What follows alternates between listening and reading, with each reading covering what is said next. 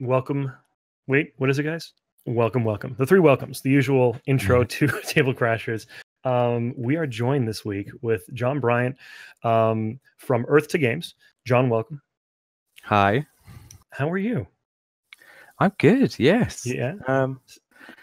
It's we just late. Finally got the site on your side, right? Oh God, yes. Yeah. Well, we're looking at 2:00 now, 2:15. So it's worth it for you guys always. Well, I appreciate it. We really do appreciate it, and thank you so much for staying up to be on our program. You created a game, I guess, huh? Yeah. Me and my business partner Daniel Lalesh. Yes, we've created a full contact dice battling game of all things. A what now? So this is a dexterity game, right? Oh yeah, but it's a full contact dexterity game. Full contact. Okay. Yeah. So the name of the game is Masters of Gettown. It's going to be available on Kickstarter in the next couple days, hopefully before the weekend hits. Which I'll be honest, I'll tell you that it's actually kind of good timing for you to be hitting Kickstarter because there's some really big hitters that are going to be transporting off of Kickstarter following, or when you're launching. Yeah. So tell us about you, John, and also about your company, Earth to Games. Well, I'm a illustrator by training, signwriter by trade, and one day I was playing Hearthstone, and I was playing against my friend Dan.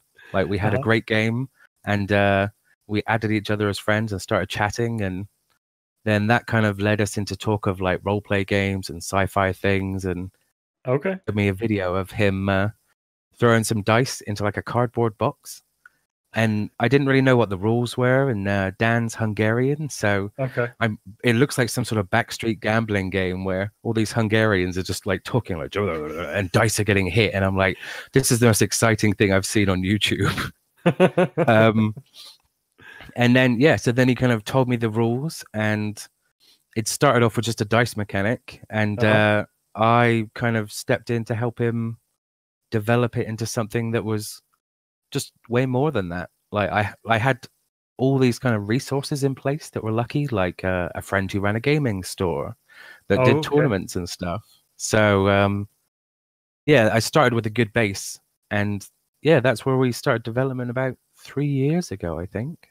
So it's interesting. You jumped into this development. There's other similarities between the two of us. So there's actually we'll sort of touch on that too as we go through. But so I mean, were you doing the job you're doing, illustration stuff, full time prior to like entering where you are now in life, or was it something that you are transitioned to something that was part time already when this sort of happened? Well, it was. I'd started my own business. I had about 6 years worth of like dream job after dream job that then got outsourced to a different company, and then I had to move on, and it was quite a sad tale. Like I'm like one moment I'm animating these presentations for Christie's. They're like really expensive auction house in London. Right. Like cars that are selling for like £12 million, and then the next minute, like the boss says it's outsourced to India, and I'm like, okay, so because it was a database company, it was the perfect move for them, but my dream job just disappeared. That's amazing. In the end, I thought like, what else can I do but start my own business, and then that way, I'll never fire myself because like, you know what I mean.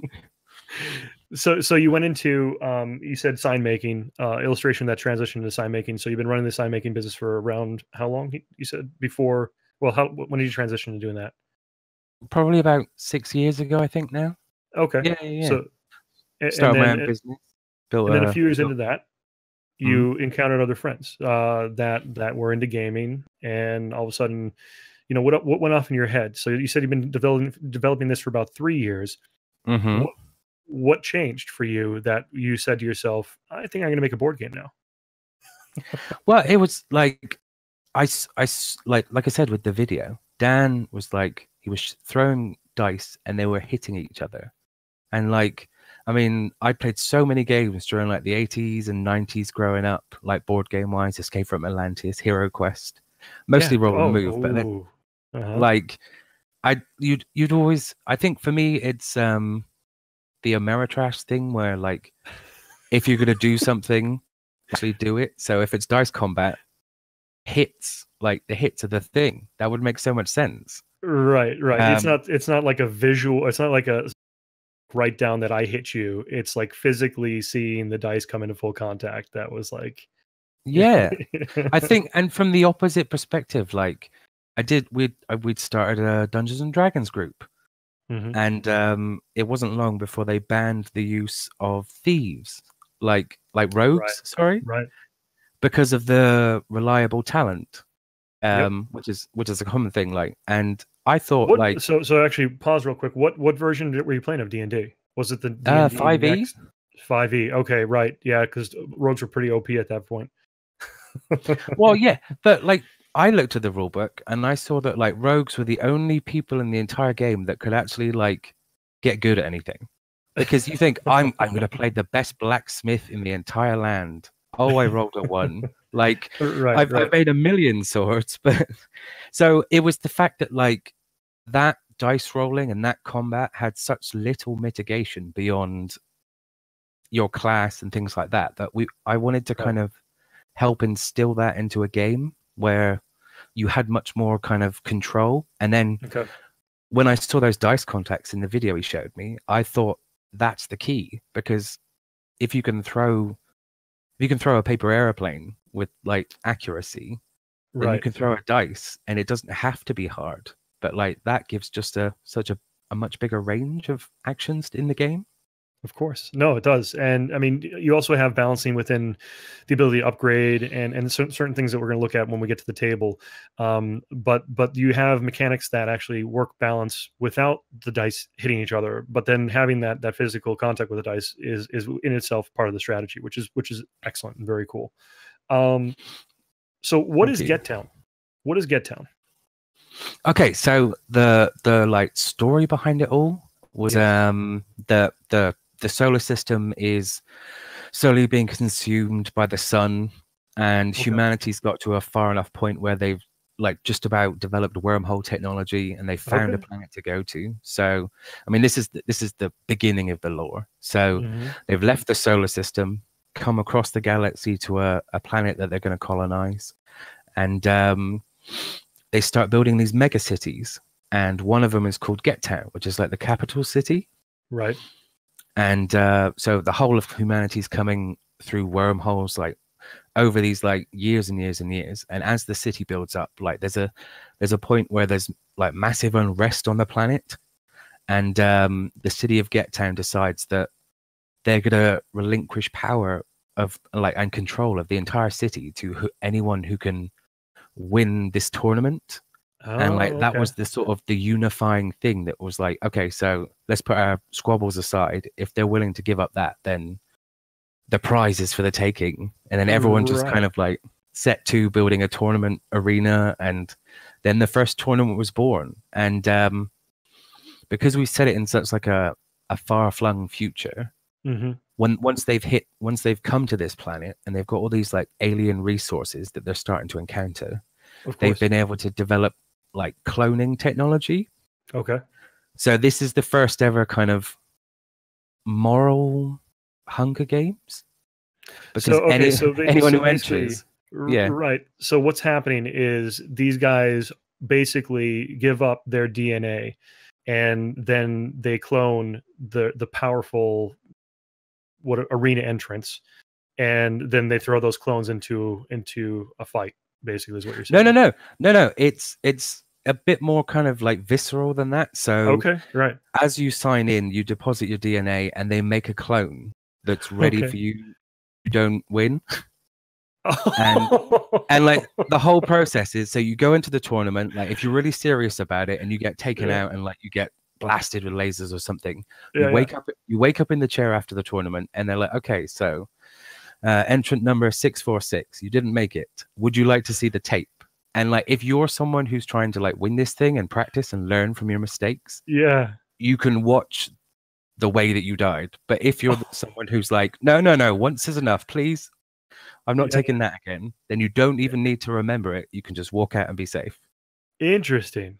That's pretty interesting. But so when that contestant wakes up, and I'm a lore person here, so when that contestant wakes up, they retain the knowledge of that death, or the pain of that passing, or do they get the option to even forget that? Well, they wake up without remembering it At all, and then they're basically allowed to have access to their memories if they want them. It's kind of a choice because because you go in knowing that if you die, that's where you'll wake up. And if you wake up in that chair, you're like, I may have died in a really bad way. I don't want to see that. Of course. And only what happens to the guys that are like maybe hundreds of matches in, or even less than that, let's say in their 20s or 30s, what does that do to the mind? It has to break them. And I'm sure they can't reintegrate into society following that. You'll have to wait for the expansions. Honestly, man, do you ever read any Brandon Sanderson books? Like the name is very familiar. What's one of the titles? Mistborn. I didn't. But it's highly recommended to me, so I haven't had a chance yet. But I'm a big Audible guy, and I don't take. Oh, me too. Yeah, love it.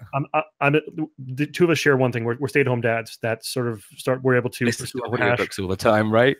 We do, yeah. We listen to audiobooks all the time. I usually do it on a long trip though. So like whenever I'm going someplace with my wife, we'll usually figure out a joint audiobook. My son's 3, so he doesn't really bother us. Like he'll usually be sleeping in the back. Nice. So mine are 6 and 4, so 2 silence as well. Well, perfect. I started teaching them games, and they're liking it. That's it. You got to start them early, man. Yeah. But no. So he's on the list. He's on my list of authors I want to listen to. I think I have the first maybe 1 or 2 books in. It's a series, right? The Mistborn series. Yeah. Well, yeah. That's the thing. Like, it's not even what he writes. It's more the approach. Like, he went to the agency, and he was like, I've got a massive world saga spanning loads of different books with loads of different places and characters, and they're like, just start with one. In writing Mistborn, he kind of laid the seed for these other novels to tie in. Right. So what I'm doing from even from the Kickstarter page, I'm adding things to the lore so that it hints within the timelines. Okay, great. So that eventually we can release an expansion, which was what happened the year before this game came out. Like, why is the tournament so secure, and why does everyone need training now, and things like that.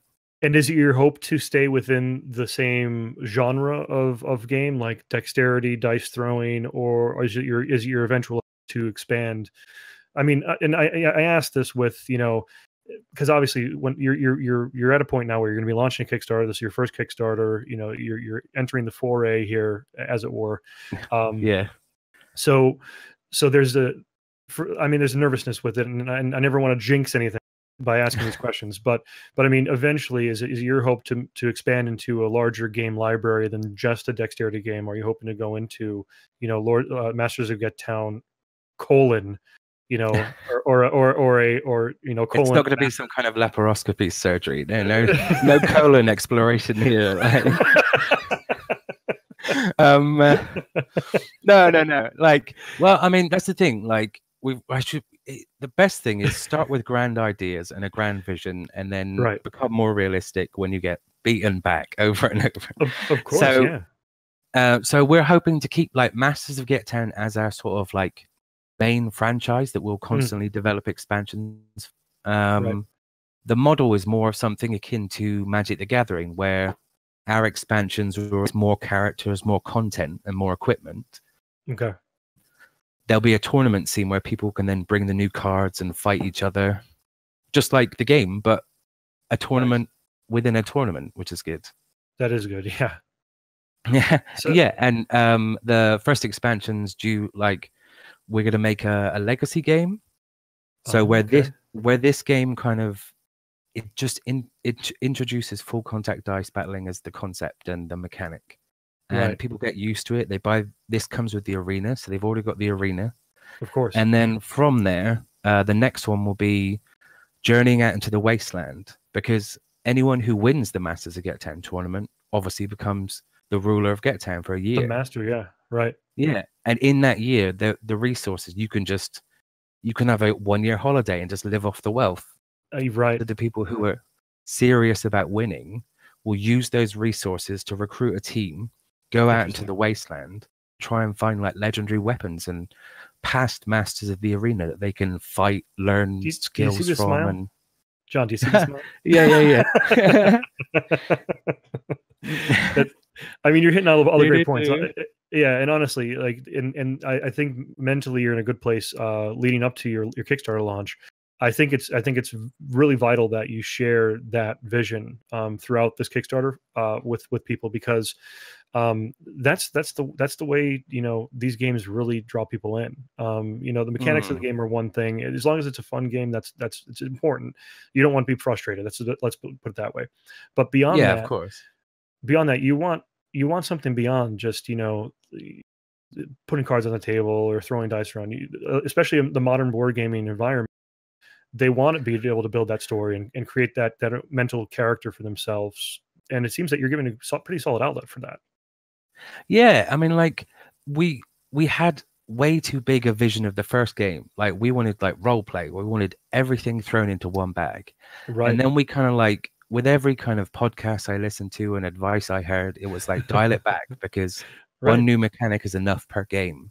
Yep. So we thought, okay, so get people used to the mechanic and start there. The next one be more role play. Because we've got shapeshifters in the environment, we're thinking of having like a hidden not betrayer, like a betrayal sort of thing. Oh God. See, now I can actually hear Chris. If Chris is watching right now, Chris Walters, if he's watching, I can hear his smile from here, because that's one of actually both of our favorite mechanics, a hidden betrayer in a game. So. Well, the way I envisioned it was that so everyone gets 2 face down tokens. One of the tokens in the whole party is a shapeshifter token. And whenever you deal combat damage and you actually come in within physical contact of someone, you swap one of your tokens. And you don't know if you've given them the infection or they've given it to you, and no one else knows who's switching. So it's a case of trying to win the tournament, but without the shapeshifter winning. Interesting. Very interesting. And then you don't find out till later. So, exactly. One thing, so I know you know, to be completely candid and upfront with people who are watching, the people who are viewing tonight, our conversation leading up to this was a very short one, much more abbreviated than a lot of the creators I speak with. So I'm going to compliment you right now on a lot of the homework and the research you've done leading into this Kickstarter, because I can't know. A lot of times, the full disclosure, I can't know when we go into a show, you know, what the person and how ready they are for the Kickstarter that they're getting into. I can tell you that based on what you're saying in our conversation right now, and some of the things you've researched, that mentally you're in the right place right now at the launch of this Kickstarter. How do you feel? The way we started, I just want to say the way we started our research was, I went on to the Dice Tower on YouTube, and I was like, the top 20 things that designers should do, or 30, I think it was, and the things that people shouldn't do. And I was like, okay, so that's a starting framework for how to conduct yourself while making a board game. And then I found ludology, which went way more into the kind of the understanding of it all. Okay. And like there was an episode, I think it was called Why, and what they covered was why people play games. So there's the person who wants to master the game. There's the person who's there for the social elements. And like, those are the kind of things that we're trying to jam in behind the scenes within the sort of mechanics of the game. Excellent. And just the setup. So you're standing around this arena and you're throwing dice at each other, but like, it's kind of, you'll instantly make rivalries with the person next to you when someone else gets too high a health and you need to take them down a peg or something. Right. Or you know, I like to bust Chris Walters because I do it all the time. Or you start to like fake cry at the table and say, "Hey, don't look at me. You know, look, he's the one that's causing the issues." Sorry, Chris. Cry. I know I like to pick on you, but you always beat me, and you deserve this. Oh man, poor Chris. So how do you personally, so after you did all the research and everything, what is your personal approach to design based on what happened over the last 3 years of development of this game? What's your personal approach? I think because I've come from such a fastidious, like, illustrational background, and my start when I was in the sign industry, I started off. I was an apprentice to a traditional sign writer, so I learned like meticulous gold leaf lettering, how to hand paint shadows around letters just using a stick to rest on, and it was the kind of attention to detail that's kind of both been my drive and also my kind of downfall when it comes to like, I can't finish this. It's not ready. Like it needs more glitter, or I just need to make more fancy. Right. But yeah, I don't know. I use everything that I learned in everything that I've done to try and apply it. It's I don't know. Maybe I overthink things. But when I was inventing the arena that you see, not the digital one, but the real one. Right. It came down to the physics of the materials. Like our original idea was, let's get a game. Let's just take the lid off. It'll come in a hexagonal box. Take the lid off, put it on the bottom. That'll be cool. Yeah, yeah. And that sounds good on paper, but like what we wanted from the game was betrayed by the materials. So you throw your dice in. Oh, that's good. And then if you miss it and you hit the cardboard hard enough, all the dice flip. Yep. Yeah. And it was encountering that made me realize that goes against what we want. Right.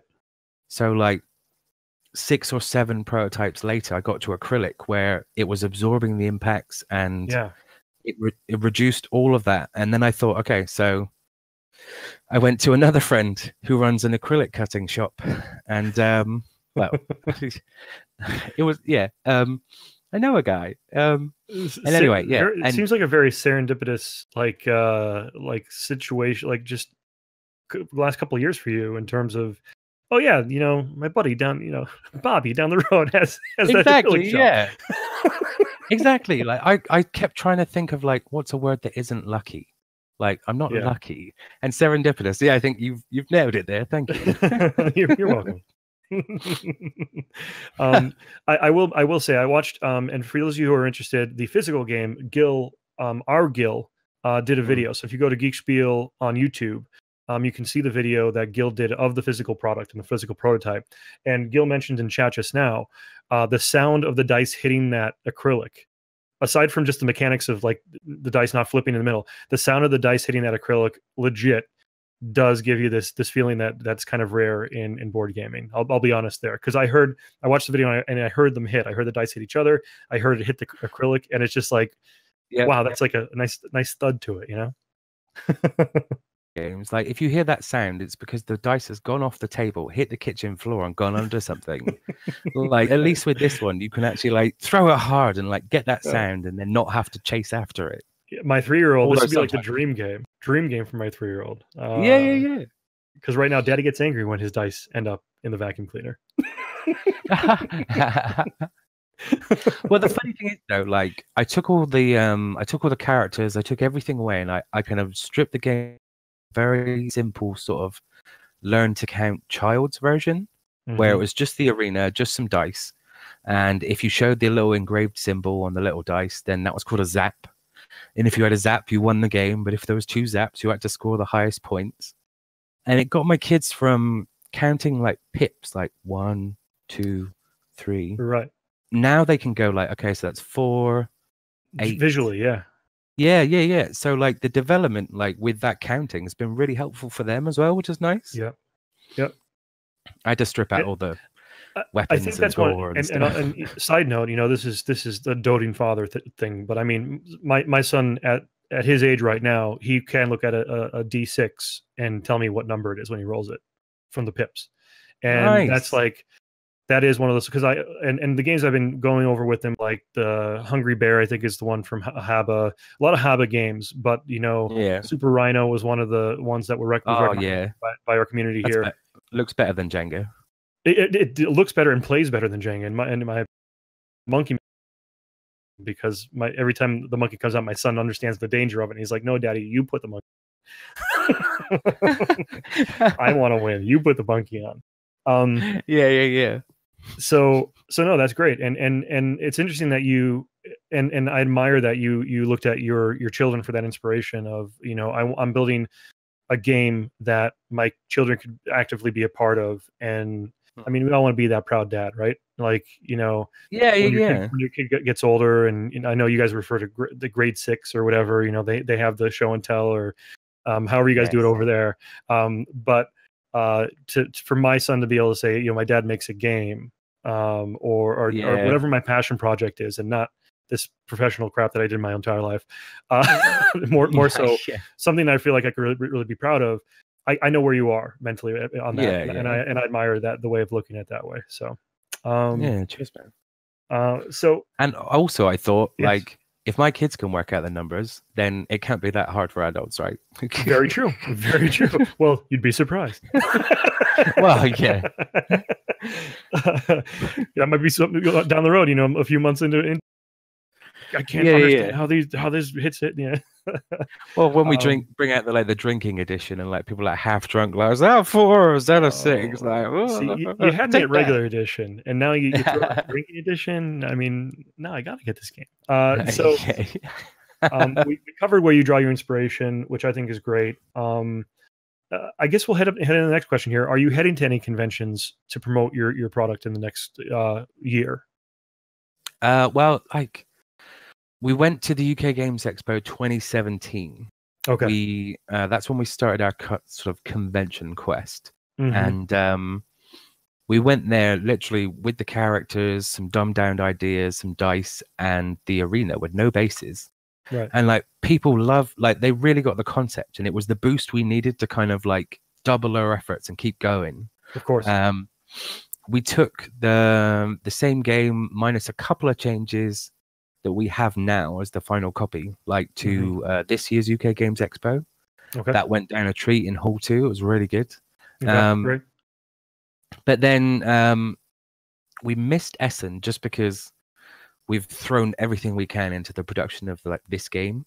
And so for like the upcoming time, if we can afford it, I think I'd prefer to go to like Gen Con, or like maybe some more American ones. I mean, I'll tell you honestly, as an American board game enthusiast, I would recommend Origins or PAX Unplugged for as you enter into the convention scene. Just because at this point, and there will be probably vastly different opinions on this for anybody that watches the VOD, but Gen Con has become more of a big business trade show.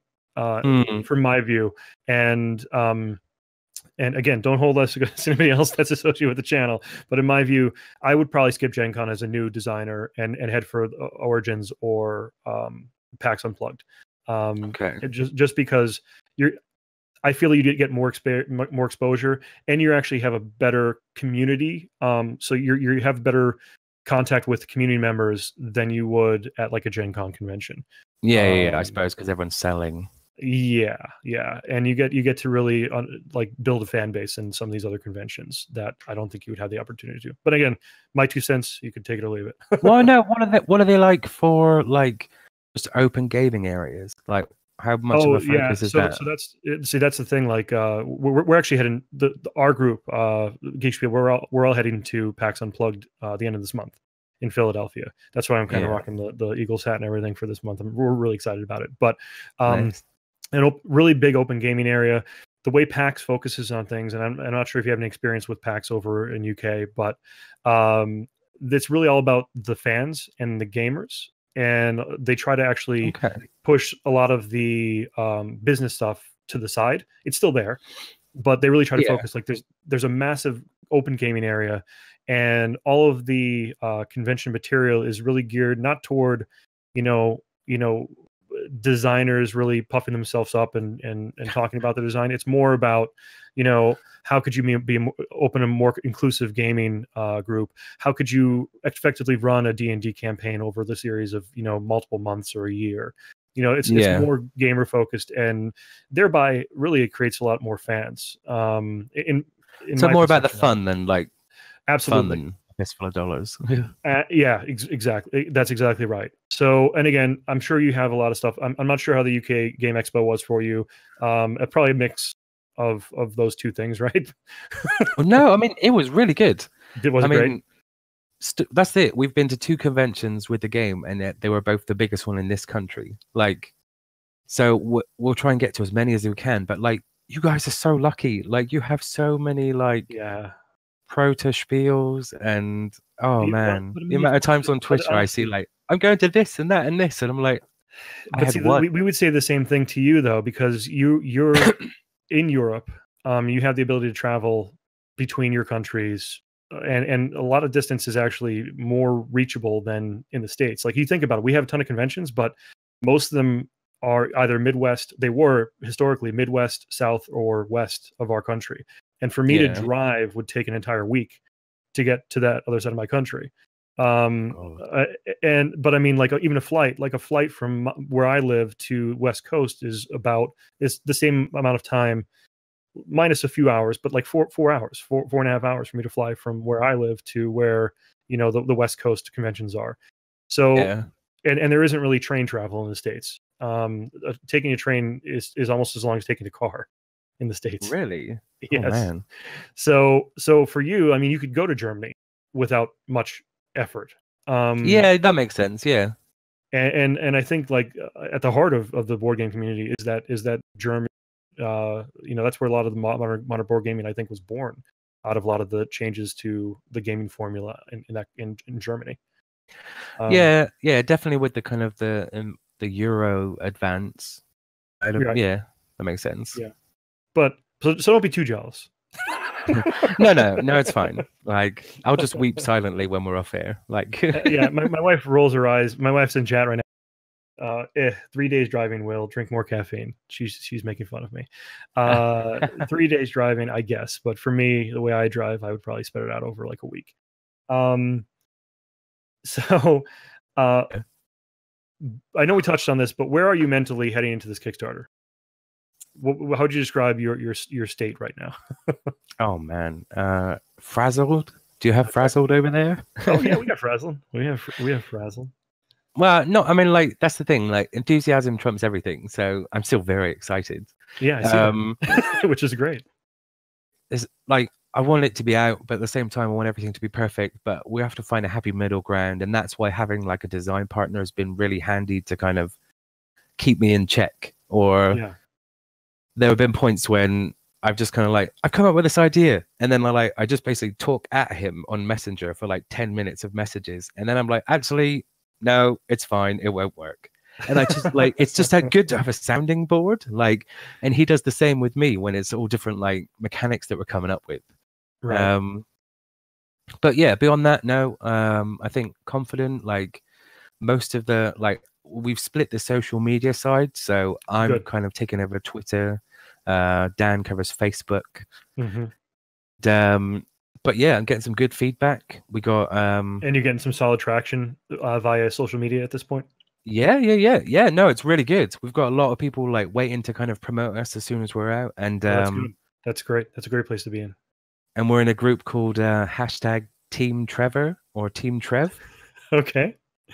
Which is loads of like indie developers on the Twitter community that were just kind of banding together and helping other designers that have had like any sort of worries or questions about what they're doing, like second guessing themselves. We're like, no, that's great. Or try this, try that, like trying to help while we're developing. And I think that was my way of ingratiating myself in the group. Of course. I just wanted to like give as much as I took, and like I gave, and now it's time for you guys to pay.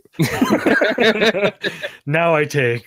Bring it to me. Yeah. Now I take. No, I'm sorry. It's John's time. Yes. But no, that's actually pretty awesome, and that's for anybody who's not sure of that. That's actually news to me. That hashtag was one more time, so people. Team Trev. Yeah, or Team Trevor. Yeah. So there you go. So you're in the game. Check it out. Yeah.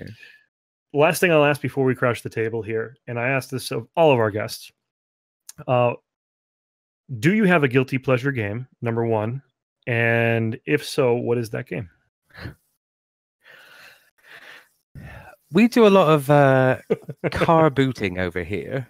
So you go to a field, loads of people have got their car boots open, and it's just full of games and stuff. Okay. So like, I didn't buy this from a top end store, okay? But there's a game called The Ghostly Galleon. Okay. And me and the kids picked it up. It's basically like a pirate ship. And Right. all the way around the outside are these little circles where this giant, heavy skeleton can be placed, and it makes the whole ship rotate. Okay. And in the meantime, you're spinning a spinner, which is worse than roll and move. Like, and the old cardboard and plastic spinners, like you just spin. Well, it's pretty good. It's a plastic one, but like half of the things you can land on let you move the skeleton and yourself, and the other half don't. So I'm spending my time like, okay, I'll move one space. So I've gone up to the mast on the ship, which is like really rickety. And then the kids are like, oh, I'll move one space. I'm in the safest space on the ship, and I'll put the skeleton right here. And then with that, the boat turns like a big barrel and a cannonball roll across the surface. My guy's at the end, and it just hits that little bit, flick. And it's the simplest game ever, but like playing it with the kids has just made so much fun. Like, so that's Ghostly Galleon, folks. Ghostly Galleons. That is, and I now want to check it out. So that's a solid guilty pleasure game. Solid. Yeah. And I also like that you talked about. So basically, the would you refer them as boot? Basically, car boot sales, it's like boot sales. So your trunk of a car is like a car boot over here. Exactly, and we would call that like flea market here in the States. Oh yeah. So basically, that's I can, and you picked it up there. You just picked it up at a boot sale. It was like 50p. Oh, the 50 pence. That's it. Yeah, honestly, like people don't price their games. Like I got another one which was Shrek's Bug Bounce, where you've got a spinning Shrek head that's slowly going around, just going opening his mouth, and you've got 4 little logs, and at the end of each log is a little leaf catapult, and you put these little slimy slugs on it, and you flick them into his mouth, and you got to feed him. And the kids were beside themselves when they saw that. We were like, how much is this? And I'll send the kids up, like, and they'll be like, can I buy this, please? And like, I've got £1. And they're like, sure, have it for £1. I'm like, yes, the game collection is double the size. So that's what you did. You just send the kids up and you're like, may I please have a game, sir? It's not just me. Like I've seen so many YouTube videos of street sales where it's like, oh yeah, go and get that, son. Oh, we gotta write that down. Now that's also taking note of that. All right, great. So if you're ready, how about we crash the table here and take a look at your game?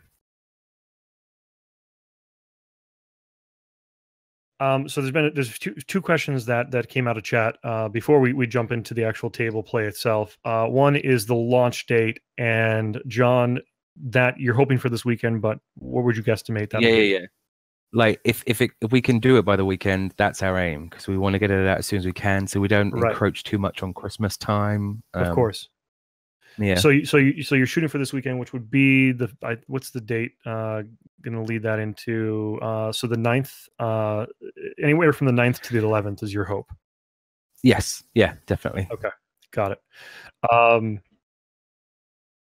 So the other question that came over through chat is in the middle of the screen, everybody who can see right now, there is a hex board. There's multiple boards, so the game actually changes based on the boards that you can put in there, I suppose. Yeah, that's right. Yeah. Well, if we have a look at this one in a bit, then I can tell you and show you on the camera the other ones. All right, phenomenal. So I'm going to let you lead me through how to play your game here. And I did want to sort of preface this. We are using Tabletop Simulator. So the materials, the way the dice are going to sound, the overall experience, to be completely honest, isn't going to be anywhere near what you're going to have when you have the product in your hands. This is just to really show us how the mechanics sort of work. The other thing process too, of playing. Right, the process. The other thing too is some of the mechanics here we're just sort of guesstimating on because of the limitations of Tabletop Simulator with dexterity games. So we're going to try to do as close a facsimile to what it'll be like to play the game, but there's going to be more ways that I'm sure John will touch on that you could sort of roll the dice and interact with the board. So John, with that, take it away. Okay, so here you can see before us we've got the base in the middle, and this is the gravity flipper base. Okay. So as well as a dexterity game, it's kind of area control elements to it as well. You see there's the 3 circles around the edge. I do see that. Yep. So these are the charge pads. And these are ways that you'll be generating charge cubes to power up characters and equipment throughout the game. Okay. And all the purple section in the middle is the gravity flipper. So any dice that are thrown on here will get flipped 180 at the end of the turn. Oh, okay. So the opposite side of the dice. Yeah. And you can see that there's walls around the edge. So contact dice game, we want players to be able to throw it as hard as they can. That's awesome. Yeah. So like you can't do it without walls. I mean, like if dice strays are anything to go by. Right. And this is the most elaborate of all of them in the world, the combat arena. So one thing we'll touch on real too. So we have mentioned before, it is clear acrylic, the actual product that John has come up with, and please do check out Gil's video that highlights the physical product, because it will give you guys a much better indication of how the physical product works. But go ahead, John.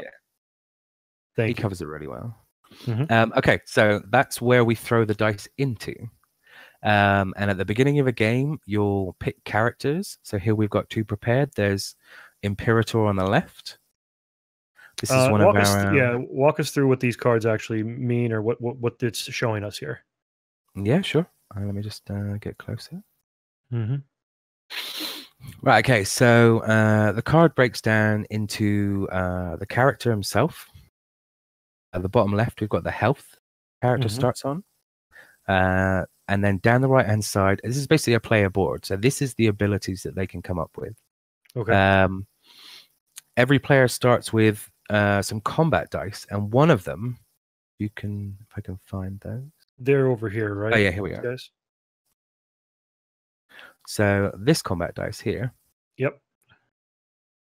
Has a lightning bolt symbol on it. So in the same way that you're looking for like 6s or high numbers as you're throwing and hitting dice in the arena, this one you're looking for the symbol, and when that comes up, then your top right ability of your character activates. This is their kind of like default power, if you will. And with this character here, you see we do deal 1 damage each to 3 random enemy players.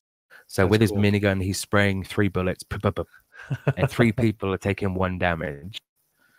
And at the next stage, we have the charge gain ability. So in doing all of these lots of damage shots, so lots of 1 damage shots, if you can deal 2 hits to a single player in a turn, then damage them twice, then he gets 1 of the charge cubes I mentioned earlier. And these can be placed either on the bottom here on the character cards.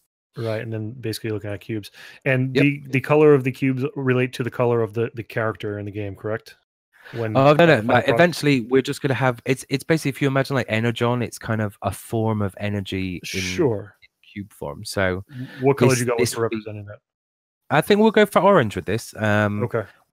Some in the copy that we made and sent out for previews that's orange, and if we get the first stretch goal, we'll be upgrading to acrylic ones as well. Okay. Excellent. Yeah. And you see on the card here, you've got the 6 slots for these charge cubes. Well, on the final cards, we'll have it'll be made of punch cards, so it'll be thicker with dents, so that these slot in, and it'll be nice. There'll be a nice snug fit as well. Beautiful. And that's not even a stretch goal. That's something you're just... It's just a default thing that, considering the price difference, I'd much rather have people have a better card to start with. Yeah. And so this part here is once you've got 6 of these cubes. So if you'd do the honors, I get it for you. No problem. Charge me up. There you go. I'll just do this. So once you get up to 6 charge cubes here, this will activate your character's upgrade ability. So this is like a level up during the battle. You've been fighting, you kind of like you're saving your energy, you're building it up inside your suits and stuff. Yep. And once you get all these 6 cubes, then for the Imperator character, while fully charged, your basic ability now deals 1 damage each to 5 enemies. So what you've done okay. is you basically use 6 charges to permanently deal 1, 2, 3, 4, 5, like so 1 damage to 5 people. Right. And it's all sort of synchronous in the way that if that happens, then you're almost guaranteed that even in a 6-player game, you'll probably hit 2 people twice, like one Right. person twice, sorry, and get that charge. Yep. But the depth of it is we've included other characters, characters and loads of different kinds of equipment that counteract things. Right. So So now, although that seems powerful, right? Like uh-huh. you'd imagine he's a self-sustaining engine, bang, bang, bang, bang, bang, bang, bang, bang, bang. Right. But we've got really cheap costing shields in the game that stop 1 damage from every source. Okay. So for 3 charges, run that and then negate every single shot this guy deals out. Okay. Yeah, and then that's one of the counters. Another counter is there's like a charge breaker. So there's one bit of equipment where you can actually like with people's charges. Yep. And then if there's no longer 6, it is no longer fully charged and it's basically turned off. That's crazy. So yeah, so you Yeah. directly, rather than attacking the targets on the field, you can directly attack the character card and Yeah, do exactly. You damage to can their charge. Yeah, so in the arena, you're actually hitting the dice. You can cause rerolls on your own dice. You can hit your opponent's dice. Oh, you got a 6. Well, not for long. Bang. Right. Right. Okay. Same Wow. thing with So the character cards. this is it's a simple base system, but there's a lot of levels to it that I'm seeing right now. Yeah, exactly. The arena itself, the characters themselves. You mentioned upgrades, and we'll look at those upgrade cards in a moment here. But there's some pretty deep strat and engine building you can put together here. Yeah, exactly. I mean, if we don't mind, we take a look at the equipment cards now. Absolutely, and you can just I'll drag show them down you here if you want, or if you need me to, just let me know. All right, there you go. So this one, for instance, remove 2 charges and deal either 1 damage to 2 enemy players or 2 damage to 1 player. So if you've dealt damage to someone, you can hit them again, or basically there's like versatility for your targets. Mm-hmm. Fits perfectly with the sort of the Imperator mold of equipment. This comes from a prerequisite, a pre-set up equipment thing, which is you get that one, you get the pulse rifle. Mm-hmm. So basically, you would first level up the plasma pistol itself, right? It's all down to tactics. I mean, okay. If that's what you're going for, yes. So 1 second. The dance of the 3 equipment cards. Yeah, I'll turn off snapping on that, and I'll do the same thing here. Tabletop. Yeah. So and the way you acquire these equipment cards in the game is what we've recently done is we've added in a whole list of equipment presets. So you could be the Unstoppable Thief, where you get an item called the Grabber, where you can basically steal any item that anyone has got, and it keeps the charges. So I'll just wait until you charge that Mega Shield. Oh, thanks for that. Yeah, thanks for that Mega Shield. Yeah. And the way it works is you swap the Grabber for the item. So if that person can recharge the Grabber, they can steal it back. However, with this preset equipment build, you have something called the Flash Suit. And the logo for the Flash Suit is actually a guy in like quite a spiffy suit with a nice tie, like as a silhouette. And it's a Flash Suit. That one, you can remove 2 charges and you can ignore any effect on you from a source. So someone goes, right, I'll use the Grabber and steal that back. And you're like, not this time. Sorry. So the interactivity, like with each equipment, is pretty good. So in terms of game, how you get your equipment cards is you've picked your character card, you've laid out your health, and then you either pick one of these presets. So players would roll in, so who gets the highest number, and the highest gets to choose first. Got it. Or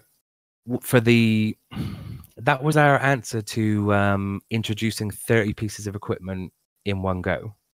Right. Originally, we had a whole different play mode that was like, play with weapon, just play with shields. It didn't give the full experience, and it took too long to acclimatize people to all 30 weapons. Of course, yeah. So what I did to overcome that was I just basically laid out all of the equipment, and I was like, themes.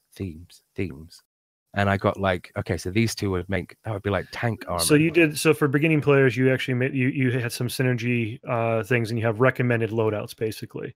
Yeah, exactly. So there's and the presets more that advanced they can players choose. could actually there's almost like a deck building, if we want to reference like a Magic or even a living card game, legacy card game. You have this other element now where before the game even starts, you have this strategy of how do I want to build my character, and so you get to pull. How many do you get to pull before the game starts? Up to 3? Is that 3 your maximum equip? Yeah, well, the presets will come. They all come in like 6-point brackets. Okay, so this one is a 1 cost, a 2 cost, and a 3 cost, and that relates to the overall power levels and balance of the equipment. Okay. Different sets will have maybe 2 3 costs or 3 2 costs. But at the end of it, the total of 6 is kind of your total allotment. And you can only hold 3 items as well. So okay. You've I called the rule minimum pockets, where you basically got 1 in each hand and 1 thing for your pocket. That's it. Like, makes sense. Yeah. And that pulse rifle in my pocket. Yeah. Is that a pulse rifle in your pocket? You're just pleased to see me, honey. I'm the master of Gettown. What do you want? Come on. Yeah, that's it. So for players that have acclimatized themselves to all the weapons and they know them all but like the back of their hand, there is a much more advanced equipment drafting that we've I was just going to ask. I'm a drafting fan, huge drafting fan. So at the beginning of the game, you put out X amount of cards, and then one person chooses, and then the row fills. We have done it like, because this is the means of teaching everyone what all the equipment does. Once you're au fait with the 30 items, you literally draft from everything. Because if you go, okay, so I'm going to go, I've rolled the highest number, I'll pick equipment first. I draft the mega shield. Right. And then the next guy goes, okay, because I've got the use of all equipment, I'll draft the laser gun, which is unaffected by shields. Okay. And then, like in a 2-player game, it kind of goes back and forth, picking and counter picking against their choices, trying to make sense. Work out. Yeah. And in a 6-player game, it gets really heated when like you've got 5 people to wait for before you get that. You know, in drafts, right? Of course, yeah. You've taken 1 card, you've let 1 go, and you hope it comes back to you because that combo you think could win. Like, right. Excuse me. Yeah, so then you get up to 3 cards per character, and then there's a health bidding round. Okay. So we have put quite a lot into the full game. So say, for instance, we're looking at Imperator here.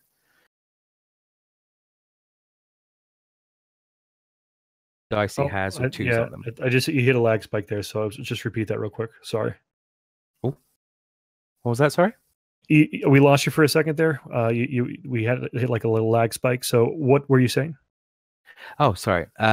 Yes. So we had 2 health dice that were on 2s, and at the start of the game, there's a health round where you can choose to bid these health dice and actually throw them into the arena. So you're physically risking your life at the start of the game. Okay. I mean, obviously, this character would keep the 6 because that's a guaranteed 6 health. But with the 2s, then you're more than likely to roll something higher. And this is the one point when it comes down to like quite a lot of like vindictiveness. I mean, obviously, I've rolled lower there. So basically, you're going to roll it. Right? Your life is in your hand. You're hoping that you roll better than your 2 2s so that you start the game with more life, is what you're saying, right? Yeah, exactly. Except it's not. Oh, wow. Again, because it's full contact dice, it's not a case of roll 2 dice and, I got more health. Everybody chooses from their pool simultaneous. Yeah. Oh, it's one at a time, or is it all together? So you start off all together. Everyone throws a dice in because there's no way to assume who's going to be the first player. And then the highest dice out of those then gets to start the chain of the rest of the dice being thrown. So let's do that real quick. So I take 2 of my health. Now mine, I have Yes Man over here, and he has a 4 in his second spot. So do I have an option to keep the 4 where it is and just use the 3rd position one? Well, I mean, like in this game, you could risk all of them because, I mean, even though I'm keeping this 6 on Imperator, if I wanted, I could risk it because that third contact, if I get to throw the last dice, I can change all of your 6s and then leave you on 0 health. Well, on less health than you started. Oh, okay. Walk me through this. Let's start. Okay. Let's do it that. So let's each. I'll take all my dice. I don't suppose you know where my dice went. I have both over here. Oh, here they are. Cool. Right okay. Here. Yeah, the reason I did this, and this is again, this is best we can do it in Tabletop Simulator. So before we move on, before we move on, go ahead and take one dice in your hand, and then hold the R key, and that'll lift it a little bit. And then we could go ahead and there's a touch to it in Tabletop Simulator, but I'm gonna go ahead now. Do you throw it first, and I throw first? Is there an do order? It on 3. Okay, 1, 2, 3. Oh, okay. So you landed outside of the arena, or sort of. You're right down here. You rolled a 6, and you got a 1, and I got a 1. Now you're not in the center of the arena. Is that an issue? Well, I mean, like realistically, the walls would be right at the edge of the gravity base in this. Oh, okay. So that you can't miss the inside of the arena. Here, one second. Let's see. I'll fix that. I didn't realize that, so I'll fix that for you. Like so. Honestly, if you need help with Tabletop Simulator, ask Will. This guy's a genius. So you're good to go now. Okay, yeah, I can't miss. Wicked. You can't. Yeah. So I rolled a 1. You rolled a 6. What does that mean? Okay, so that means that I get to roll my next health dice first. Okay. Which it's a balancing method in itself, because if I've got a high score, I have to roll next, and then you get to counter my high score. Right. As if it would have been like, okay, so you roll first, then I would keep my 6 and potentially change your dice. Right. So, now, I guess the question. So that's why you're doing it that way. So there's your second throw. Now I have the ability now to throw mine in response to your throw. And do I want to hit yours? Is that like an objective for me? Like, what happens if you can hit my 6 and change it lower? That means I start on less health and it's less for you to take off during the game. But if you can hit your 1, and then you're almost bound to get more health to start the game. I hope. Yeah. Let's see. Oh, that's all right. You could make these dice a lot bigger for them to be proportioned if you want. If you want to, yeah. I don't know what the proportions were. So just if you want to, let's do this. Grab the dice. Well, that was a 4, right? I'll just put the 4 down here the way it was. If you want to increase the size here, let's do. You got the idea. I'll guesstimate at sizes here. So yeah, probably about that. Around there. Yeah, make yours a little bit smaller than mine, so it's easier. And then I'll win. Is that what, I'm don't. Please don't. I don't want to cheat. Just so not as much weight being thrown around on yours. Yeah. Well, like mine are like 12 feet, and I can't miss them, and yours are like 1 centimeter. Like, oh no. That's right. Yeah. Okay. So just to practice. There we go. But that was a 6. Okay. So So that was your throw right just now, or you had the 6? So got the 6. This one was a 6. Your second one was a 3 that you rolled. Yep. My second was a 4. So that means I have to throw first in the next round, right? Have you got 1 dice left? I do have 1 dice left. I took all 3 of mine. Okay, I'll move mine back to where it was. My bad. Sorry. That's all right. And can you change it to a 6? Rotation, yes, of course. Right. There we go. Done. Well, bam, you got it. All right. And now here we go. Perspective is off. And you can make it a bit bigger. Come on. I can. My perspective was off. I thought it was the same size. There you go. Okay. All right. That's a pretty good scale, sort of the dice. So you can see from this how much easier it's going to be to hit. Yep. Now, so this is the end of the health round, and at the end of every round, all dice that are in the dice flipper will flip over. Oh. So this is where you actually steal the show, my friend. So everyone that's in the purple, you flip over. Okay. This one as well. Yep. This one. Yep, I got it. Oh, sorry. There you go. Okay, so now that you've got things in the gravity flipper, like you thought, oh, ones, I'm starting on 5 health. Well, now you actually start on 15 plus what's on your character card. So okay. And now with the highest health, you would get to be the first attacker in what is our version of a normal play turn. Perfect. And so at the beginning of the game, just to clarify, so at the beginning of the game, you have an option of how many dice. You have an option of how many dice. You can throw all of your health dice if you wish.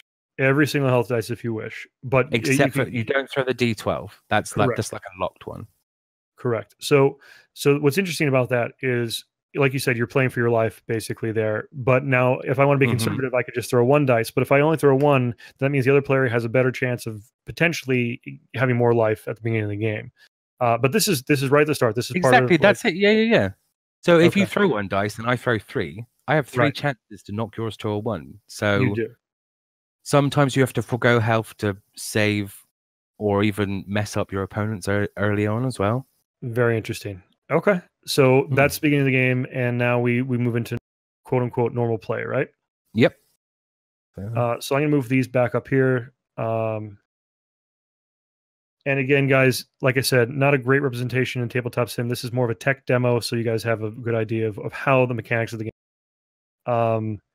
And there will be some pausing and talking points to try to relate that to you guys and show and to demonstrate how this works. So anyway, so we have 6-6-3 for me, and you have a 6-6 cheating over there. I'm not cheating. I'm going to shrink the dice. Okay, so I've got. What did I have? I don't even know. 3 was in there. Okay, it wasn't that much. There, I think. Yeah, there was. It was. Oh my god. It's okay.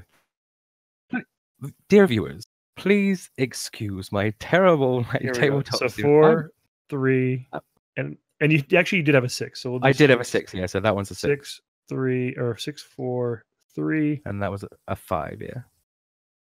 It was 6, 4, 3. You rolled a 3. Come on now. There's 2 points. Good try. It was a good try. Noble effort. This is the one demo of the game I want to win. You guys always win. Sorry. I'm sorry. No, it's fine. It's fine. Okay. So the way turn proceeds is the person who gets to go first in a full-on pro play game has the highest health, which is you. Right. So you have 12, 15, 23 health. Okay. So you start off by throwing your small dice with the engraving on it. Okay, that starts first. Let me just increase the size of these about the same right there. Oh, nice. And then do you want the same? I'll do the same for you over there. Oh yeah, if you can, please. Right about if you want to make yours, if you make yours green. Oh, that's right. You have to do it manually for yourself. I could reset it real quick. It's just so that we know who's red, who's that's it exactly. You got it. Good. Right. So you start off by throwing your small dice into the arena. Yep. And because you like lore, in a lore term, this is kind of like the visibility of your prowess. I kind of tried to distill it in my head what these count as. And so if it's 2 players, you just throw the dice in and keep going. But if there were 6 players, everyone throws the small dice in first. Okay. And then the attacker would get to choose which of those people they want to fight. Oh, so maybe someone's got a 1, maybe someone's ability is already activated and you weren't the target. Like, there's a lot of things to like choose. So on our 2-player version of it, I throw in this dice here first, right? It's just heads up. Yeah, go for it. So now, one thing that we mentioned, do you have to pay any type of extra like charge points to do different type of throws, like dropping it into the arena? Is that like something that I have to pay to do, or the way I throw things in? Is that something? Is just like a personal style thing, or do I like? Is there a rule? No, it's literally totally up to you. The only rules are in terms of the real game is you can't put your hand inside the volume of the box. So if you do a drop shot, you have to throw it from being above the walls. Well, that's what I did up here. So I just wanted to show. I actually threw something up here for us to be able to do something like that. Oh, perfect. Yeah. So like if you want to show a drop shot now, just to give you an idea. Yeah, so this would be the example of a drop shot, and I'm just going to do a little flick on this guy, and it might work, it might not. We're going to see how effective it is. It's really. I'm going to just put it on the edge here. So we will do a little flick off the corner. Try to anyway. See, that's the problem. There it is. There's a drop shot. And good, it didn't land on the number it started with. That's good. All right. Yeah. Another bonus of the acrylic arena and the fact that the walls are exactly 100 millimeters high is because that's how high it takes for you not to be able to just go drop 6, drop 6, drop 6. Yep. Like, it's good to have a playtester that thinks they can roll 6s all the time, and then you're forced to prove them wrong by going, no. No. All right. Right. Okay. So, you have 4 over there. So, I'm gonna try and get you from here. I think. Oh, there's your 4. Right. So I'm off to the side. So we both got 4. Right. And now, is the gravity? Does that happen now, or does it happen later in the round? Always at the end of the turn. So once all 6 dice have been thrown in, that's when the arena effects will come into play. Okay. There will be some on boards where, as soon as the dice touches this area, take damage or something. But for the purposes of this one, it's all right. So what's our next step? So right, the next thing you do is you've got one of your big dice. So this is your combat dice. These don't give you the abilities, but they're a bit bigger, give you a bit more force, and give you more of a chance. If you wanted to hit your dice, going for your ability, trying to activate that, you could. Or taking the board into account with the area of control, you've got the charge gain pads, so you could just do a drop shot and try and end up on getting 3 charges at the end of the turn. Got it. And the thing is, like, if you had a 1 there, you got so many options. You can either throw at it and try and change it, or in the real world, if you drop a dice to the edge, you can actually get dice to just slide across the surface of the acrylic without even changing numbers. Oh. So then you get a 1 to come all the way into here and flip to a 6 rather than having to change it. That's the thing. That's one thing you could do as well, is you can actually try to, instead of making the dice rotate, you could try to slide it in with a throw, like with the technique. Yeah, exactly. Because the nature of the acrylic surface being quite slippery in terms of plastic dice, like, it actually works quite well. I could see some home rule stuff where they get out the Crisco the games, or they get out the the coconut oil and they oil up the board and then they're throwing dice and just so it slides more. Well, we'll have a Winter Olympics expansion with tiny little brushes, so one person throws and one person brushes really, really fast. Little curling action. Yeah, there we go. Exactly. Yeah. Masters of curling. Come on. That's awesome. Okay, so basically, so you're the attacker. Yeah, throw one of your big dice in. Yep. So I'm gonna go ahead and throw it in. I'm gonna try to hit that 4. I think. Let's see. Oh, too far. Oh. Now, what's my penalty if I did throw out in the regular game? If we're kind of quite forgiving, especially for new players. So for a shot to count, it's got to bounce inside the arena and either touch a dice, the base, or the walls. That way, been accurate. If you accidentally hit the outside or it misses totally, you get to throw again. Got it. So I'm just gonna do a light throw. Nice. It's not too bad. Okay. Right. So let's see if I can take you out. Mm-hmm. Oh, so you got it. I will re-roll that because it didn't go in. Right. No problem. Oh. Little curveball there. Yeah. Now, in this situation, yes, I'm the first one to pull it off. We've got double 4s on my dice. Okay. And one of the mechanics, like one of the interrelationships between the dice and the characters. Yes. Whenever you get a double or a triple, you gain 2 or 3 charges. Oh. So that's one of your dice-based ways of generating charges to fuel your engines. So you automatically get 2 charges immediately. Yeah, so at this point, I'd have 2 charges. And it's up to a player, like, it's very situational. So if it's the start of the game, no one else has got any charges, I'm kind of safe to start powering up my character. But sorry, I didn't mean to cut you off, but the quick question here is, the equipment, does it start equipped, or do you have to pay to equip it? Nothing in the game starts with charges. So it's always a blank slate at the start of a game. But my question is that the energy cost or the equip cost is just in order to balance pre-game. That's just a value when it comes to choosing and drafting. Yeah. Got it. It's to But stop immediately getting like so, 3 legendary weapons versus 3 weak weapons. okay, so at the start of the game, we already have our equipment equipped, and we have options to put our charges either in our ultimate ability or on any equipment that's listed underneath our character, correct? Exactly. So I mean, at this point, you've got no weapons loaded, ready to shoot. Like, I don't need to charge up my healing item, or like if I had a shield, like if I was in danger, then I would actually charge my shield. Okay. If you look over at your equipment for a second, Yep. What we forgot to do at this point is to show the differences between the two. You actually have the instant charge pack. So Okay. this is a set of equipment where at the start of the game, your middle one is called a charge mag. Yep. So if you check that one out, start of the game, you gain 3 charges and you discard this item. Okay, so I have the option. Dice. You can grab yourself 3 charges. Oh, so I could at the beginning of the game, I could just go. This goes bye, and I get 3 charges, and I put them anywhere I want. You put them anywhere you want. Yeah, it's a charge mag. It's basically like you pay half of your equipment cost, but you can pretty much start with a gun charged or half your character done. That's really cool. That's interesting. And the tactics for your build is like you've done right there. So one of those 3 charges you've put on this next charge pack. Yep. And what this does is if you discard it with 1 charge on it, and roll a dice, and you gain that many charges. Oh, so wow. This whole build is all about discarding 2 charge packs, starting with a full character build, and then just using a little pistol to make up the rest. Interesting. So now I did that, and I get to roll a d6. Just roll it outside the arena somewhere. Okay, so let's see. I could just do it right here. I'll put that back That's to fine. Whatever it was.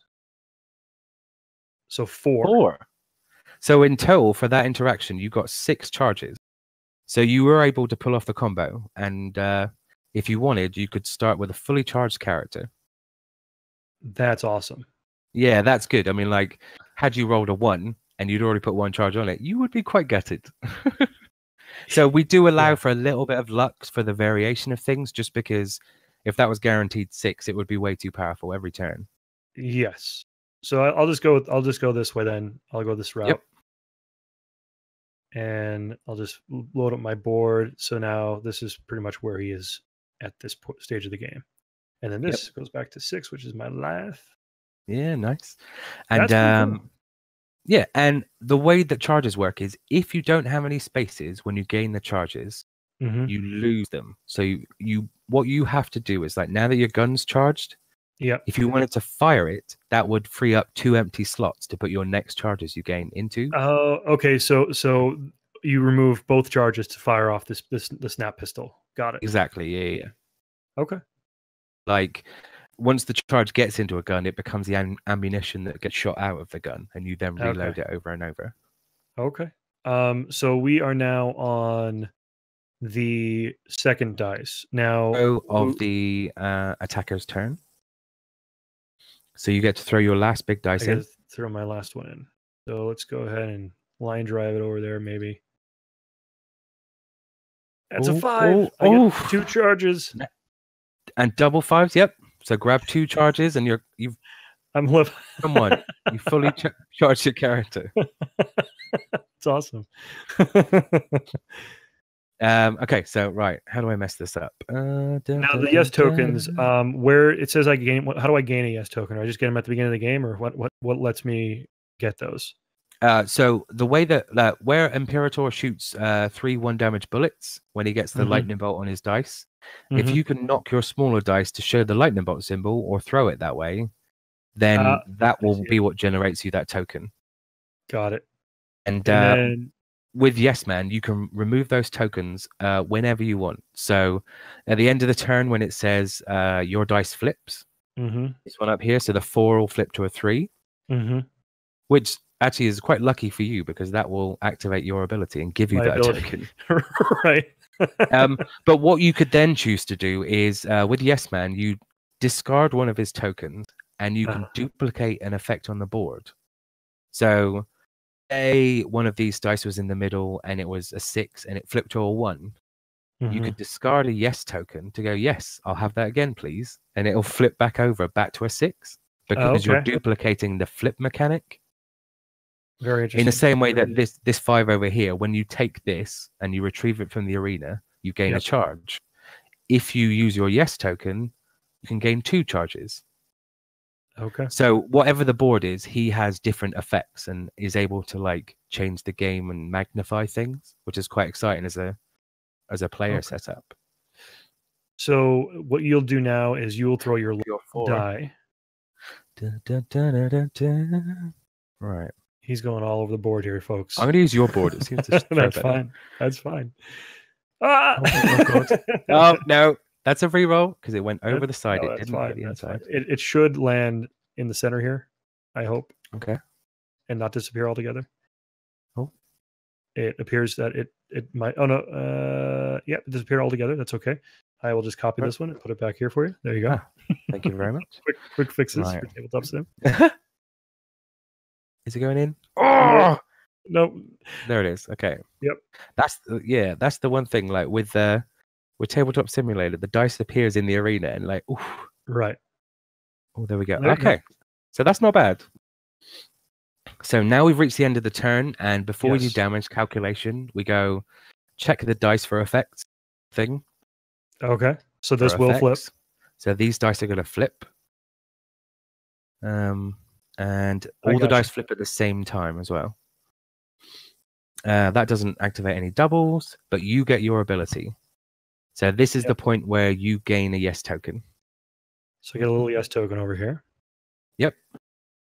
And if you wanted, you could use that to flip your dice over again.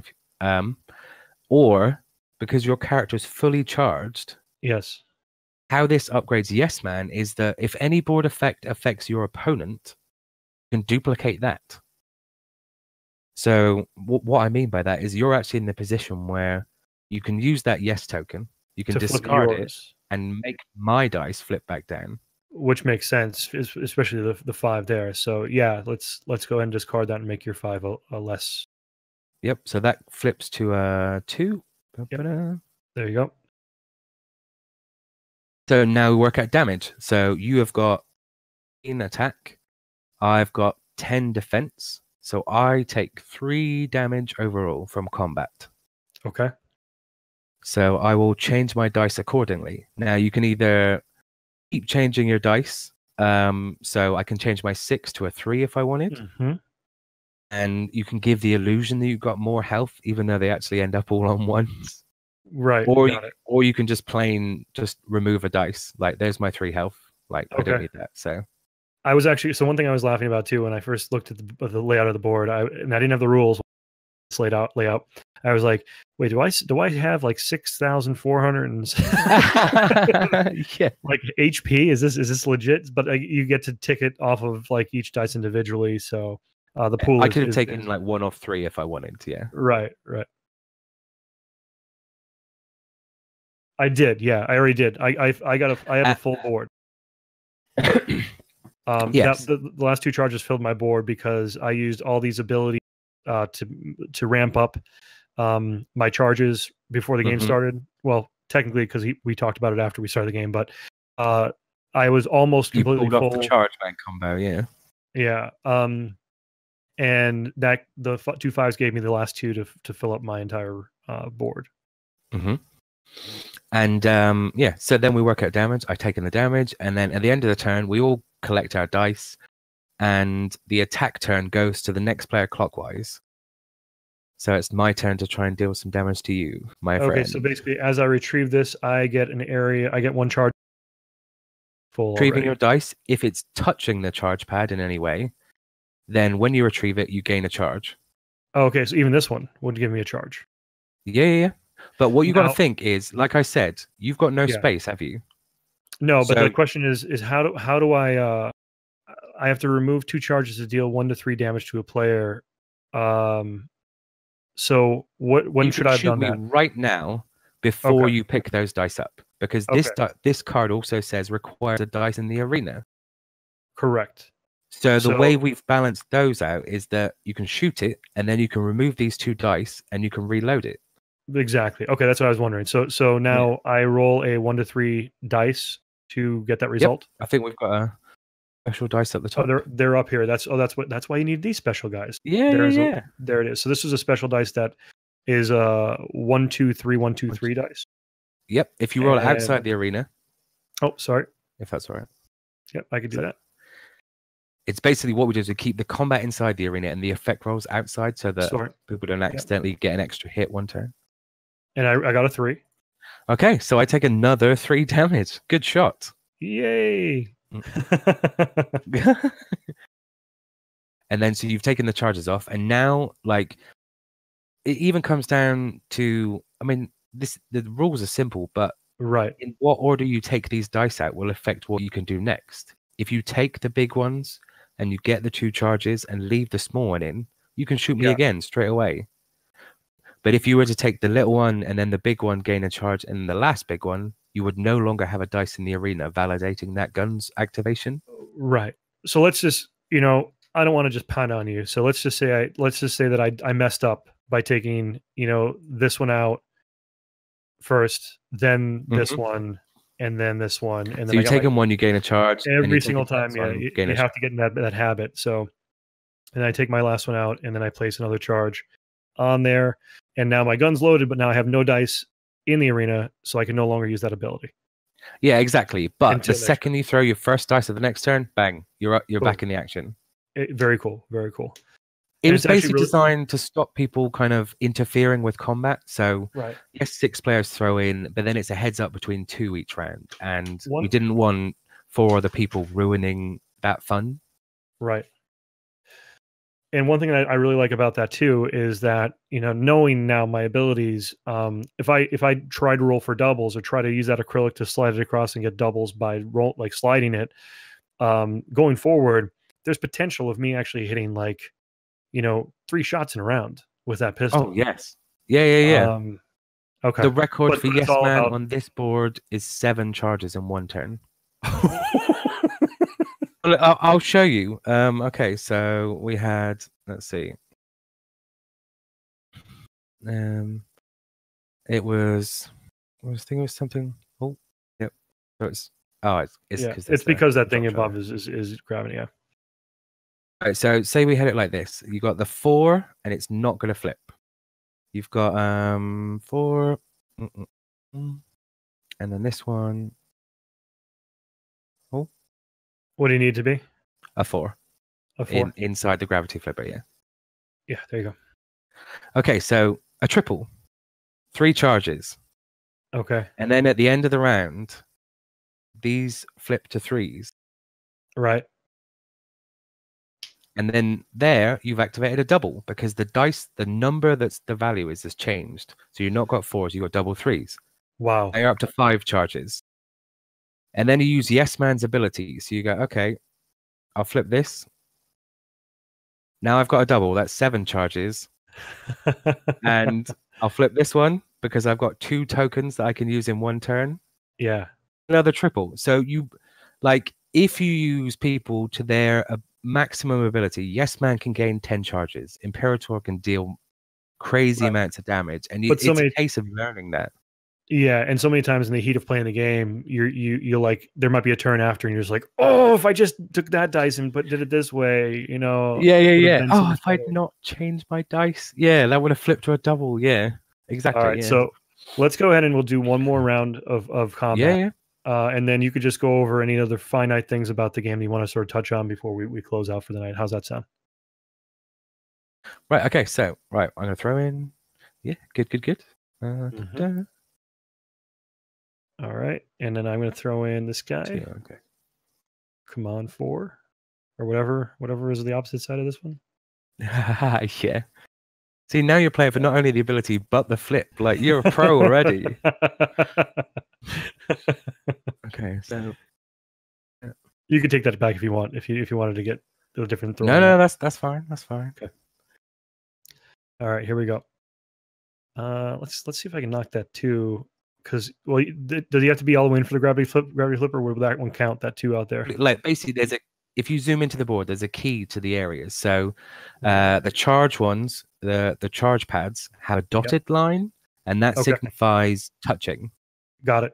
You see, the gravity flipper has a solid line, so with that Yep. one, you have to be 100% in. Got it. Okay. It's just a kind of a small visual key. All right. So let's. Come on, bring it on. 1 of 5. So could I can manipulate my dice before I throw it too, if I want to try to slide it in there. Yeah. If you want to. So like, this is what I meant about people trying to drop 6s. Like, I can see what you're doing. Yeah. I don't know if this. I'm just gonna. Let's see what happens here. Oh, okay. Just got in. Right. That's that's like a net shot in tennis. Yeah. If the edge goes in, you're stuck with it. Stuck. Right. I'm gonna go for the other side. In fact, no. I'm just gonna. Oh, okay. All right. I don't like that you're in that charge pad. I want to say come on, it's fine.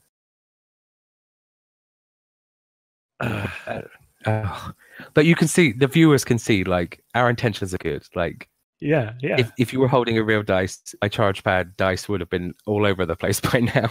Right. Yeah. I mean, that's the thing. Like, we wouldn't be in the physical games because of that acrylic. You can really wing these dice and really go at other people. And it's not like we have to be a little gingerly with it now that we're in tabletop. Yeah. Because if we put a little bit too much pepper on it, it's not going to be on the board anymore. The dice is going to vaporize in the coating here.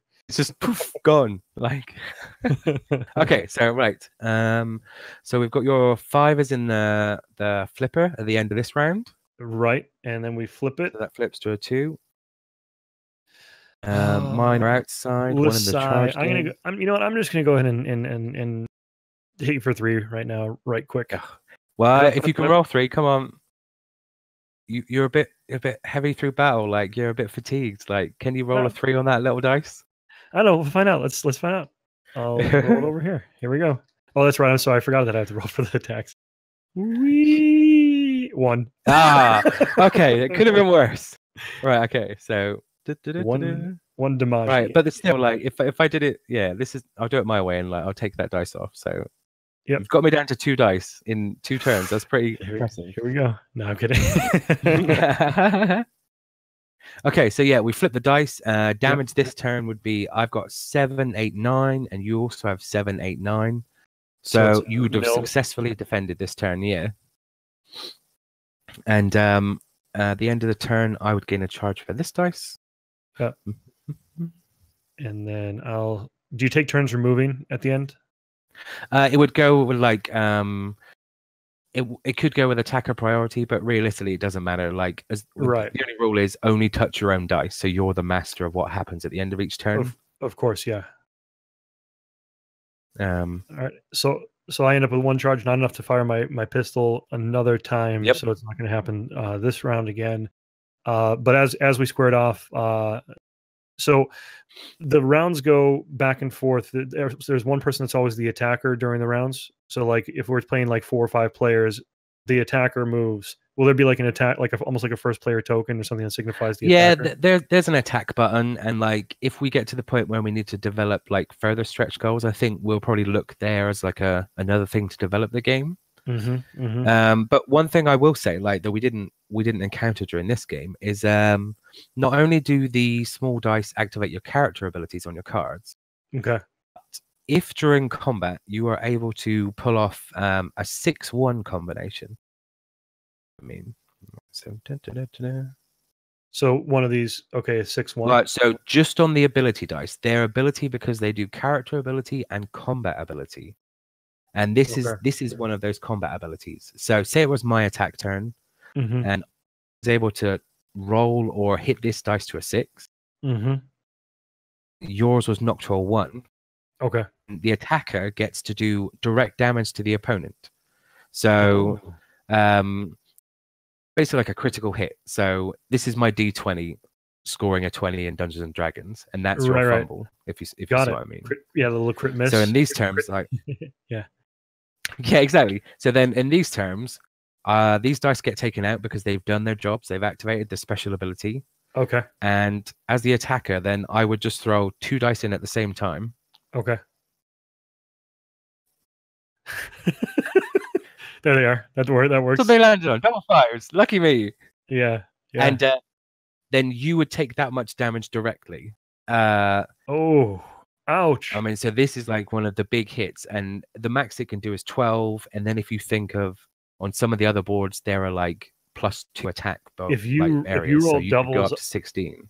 If you roll doubles on that roll, those 2 dice, is that something that happens in the arena and thereby adds energy as well? Well, we've developed these things called overkill cards as a stretch goal, which is like trick shots and different things like this. And in developing those, I looked at it as can ask people for a certain value situation. Mm-hmm. So asking someone to get a double, you're still a 1 in 6 chance of that ever happening. Absolutely. So what we did was base it around like locations. If something shows something and you change it. So in this situation at the moment, like that's just 10 damage. And I would get 2 charges. You'll be able to shoot a gun and potentially shoot you for more. Sounds good. What exactly? And I've got a pulse rifle here, so if I had 2 charges on there, I'd be able to shoot you with it for 2 damage. Right. So then in turn, you'd take 10, 11, 12 for this action. Yep. And then you also have a healing thing that you didn't really get to activate. With this one, if I put 3 charges on it, then I gain 1 health at the start of all of my attack turns. So this build is like shoot as much as you can and slowly regen. Okay. yeah. Nice. Very nice. But yeah, I mean, like even to the point with this critical hit, there are things in the game. There's some jump boots where it's got 4 charges on it, and you remove all the charges on it, whether there's 1, 2, 3, or 4, and you gain that much defense. So even in a turn where you have no dice in it, you could still discard that and go, I mitigate 4 of this damage by boosting my defense. Excellent. Yeah, so there are ways around it. And if we go back to where we were before, and if the tables were turned and instead it's my attack turn, yes, but I get a 1 and you get a 6 as the defender. Correct. Then this is basically like a critical defense, and it's a counter attack. Okay. So instead of me finishing out my turn by throwing the big dice and dealing you damage if I'm higher, right? These dice come out, they've done their job. Yep. And now you're attacking me in my own attack turn. So you would throw your big dice 1 at a time, because it's like a normal attack turn reversed. Oh, sorry, yeah. But 1 at a time. They nearly landed on top of each other. They did. So like a normal attack turn, but you're hitting me in my own go. Anyway. Okay. He's great at making tabletop, not so good at throwing dice. I am not. I can only try 1 time. But then this is new, so like we'll work on it. Okay, so right, so you throw yours first. There's mine. I'd throw mine far away so I don't confuse it with your cheating red dice. Yeah. And then, all right.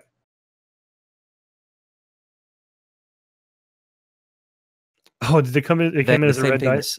See, on my screen it's green, so I apologize. Okay, that's cool. So yeah, so I've got a 2 and a 5. This one's inside, so it flips, yeah? Yep. Is it F? Come on, let me finish this on a high. Yes, nailed it. And then mine would flip in the inside there. Yeah, so we'd both get doubles. But because like this is the only way to deal damage to an attacker during their attack turn. Okay. I don't want it to be that I'm the attacker. Oh, that's the worst thing I could be. It still has to be a proactive, like, I'm going to get you. Of course, yeah.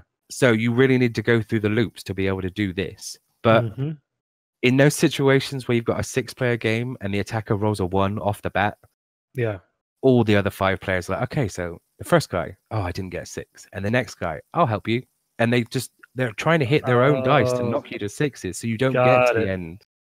Yeah, no, and I think that's interesting because when I first saw the game, I first thought about it, I thought everybody was sort of attacking, defending the whole time, and you're all like subtracting and adding like the whole time. And I like that there's a single attacker throughout the game. And it's funny because if your friends want to gang up on you, which often happens at my tables, they could have me out like round 1 if we have like 4 people at the table. And I've noticed that the one thing that there's a game comes to mind, Dice Throne. I don't know if you've played it or heard of it, but they actually have a rule that if you're eliminated in the first round, you respawn with nothing on your character, or like you're Oh, nerfed basically a little bit.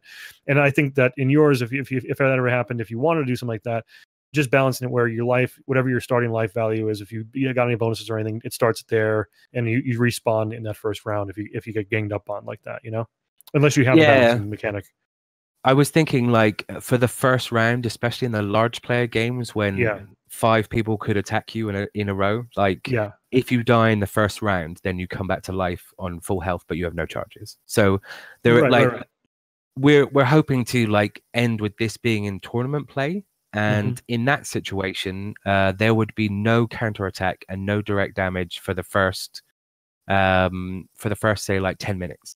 Oh, okay. Because you don't want to travel to a tournament and then be picked out by a really, really unlucky roll. Yeah. Right? I would hate to have that. I'd be pretty peeved. But the payoff is like if you get through that point and then you live and then you get to the end of the round will get to 40 minutes. And if the game is still going on, then declare direct damage. Double damage. So any source of damage within the game deals double damage. So basically, there's a catch-up mechanic so the tournament stays within a certain time frame. Yeah, and it wasn't necessarily designed for a tournament situation to start with. We basically went, okay, so player elimination is a real bugbear for the community, and we want to. It's integral to the game that you can't have a fight to the death in a tournament arena and then survive as a corpse till the end. And you can. I mean, some games pull it off really well, but we wanted it to be more about that strive to the top and defeating your opponents. So we just had it. Sorry, that's all right. Yeah, we wanted to amp up the pressure and amp up the damage dealt as people fall away. So in this game, say I died and there was like a couple more people playing and you killed me, you take one of my weapons. And redistribution of power. So for dealing that blow, you're like, I'm right next to you, give me that gun. And because you've got 2 slots available, you then go, okay, so you could take if you want to take the pulse rifle from me. I'm sorry, my cursor's not working. Yeah, I would just take it with the charges on it, you're saying? Yeah, so you take it with the charges on it. And then there's the only real action in the game is, at the moment, is once during your attack turn, if there is a defeated player, then you can take one of the items that they've got. Okay. All the guns, all the charges, all the energy that went into that player to speed up the rest of the game. So everyone else has got bigger guns, they're doing more damage, and they'll finish quicker, allowing that player to get back into the tournament for the next match. Very interesting. Very interesting. So, I mean, it seems that you really have the whole thing thought out and balanced out. First I want to thank you. I mean, it's super late over there for you, and I want to thank you for being. Oh, mate, you're worth it. Come on, I appreciate that. You guys there, you're great.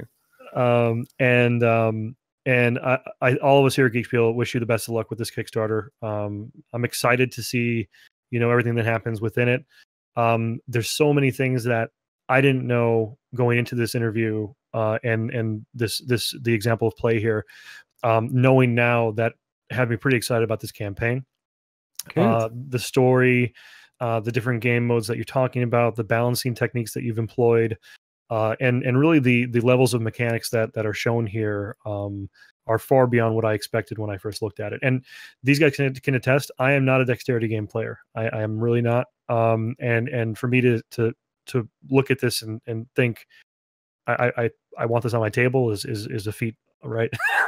Yeah. For you as well. It's like it gives you the most extreme dexterity approach possible, but it's mainly about mitigating that whole process. It is. It should. I think. Yeah, I'm glad you like it, man. If it were pure dexterity and if it was just like throwing dice at other dice, it would be like it would hard pass for me because that's just the way I am.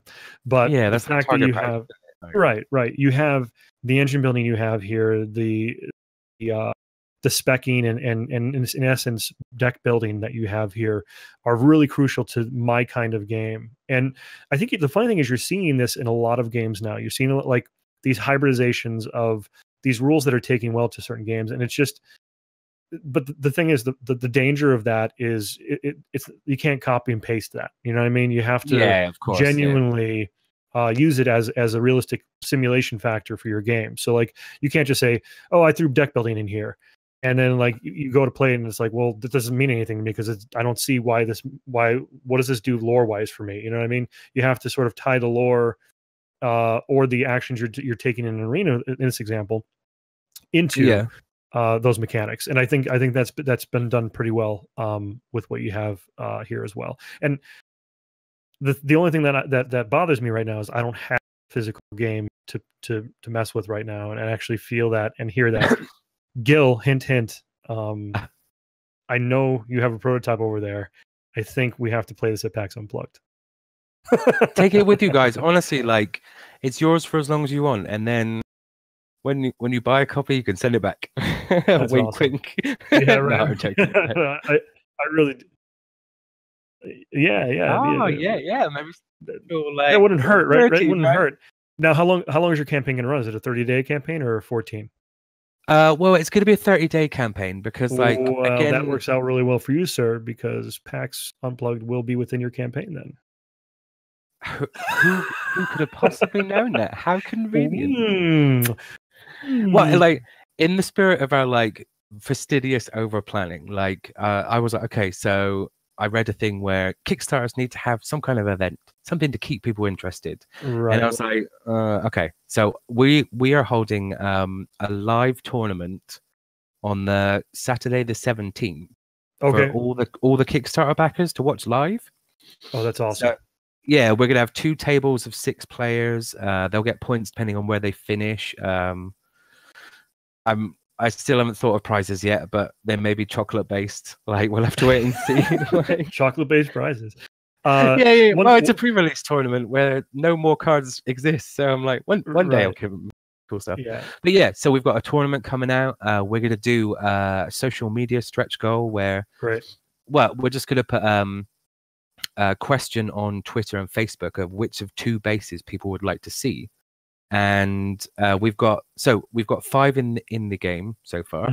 Gravity Flipper, the Wheel of Fortune, which is more like if you look each sort of, if you imagine this in 6 triangles, we break the hexagon down into 6 points into the middle. Right. So you've got different areas that are worth different numbers. So each one, if you land in the 1 square, at the end of the turn, your dice becomes a 1. If you land in the 6, yeah. So this is the point when you can literally move your dice to whatever number you like. Oh wow! Hold on 2 seconds. I'll show you it. Yeah.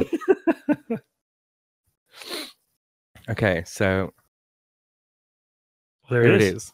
That's the Wheel of Fortune one.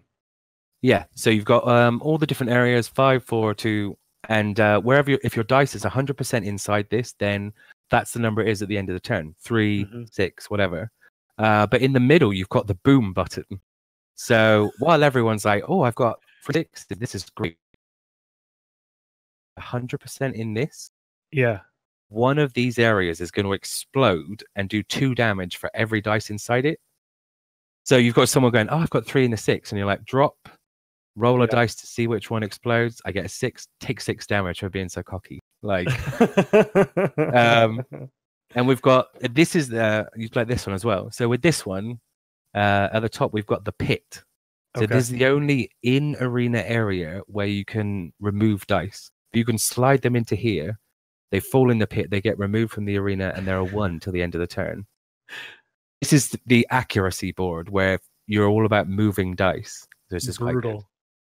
Yeah. So so the social media one we're going to do is capture the flag, which has small D4 dice in the middle, and depending on which colored area you get it in, different teams will score different points. Okay. There's yellow, red, and green, and the board's broken into 3, and you just have to fight over where it is. And the other option that people can vote for is King of the Hill.